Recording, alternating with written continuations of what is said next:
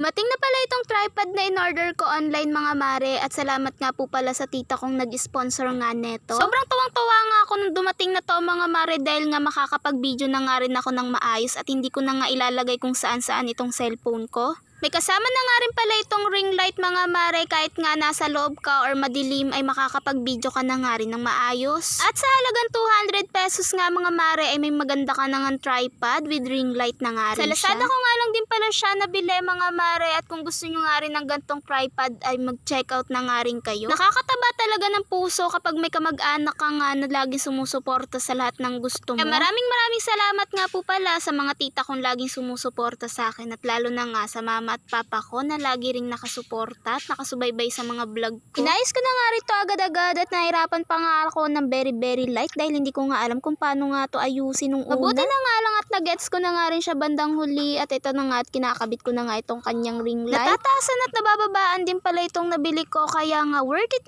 talaga itong nabili kong tripod mga mare. O diba? Sinubukan ko na nga rin tong ring light mga mare, at okay na okay nga rin siyang gamitin. And fast forward mga mare, pagkalabas ko nga ng bahay, etong at nagluluto na nga pala si ate ng aming ulam.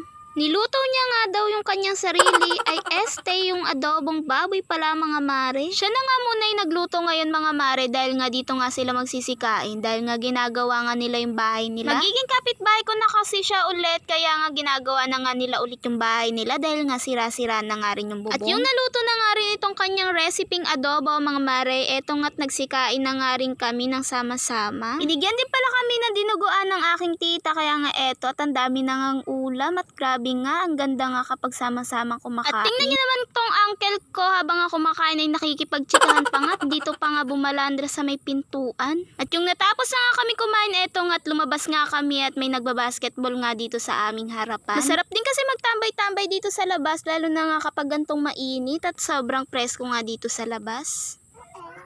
Lutuin mo yan? Anong luto yan?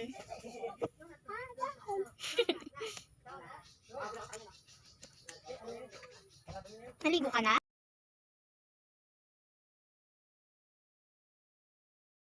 And yun lang muna for today's video mga mare. Maraming salamat po sa inyong panonood. God bless!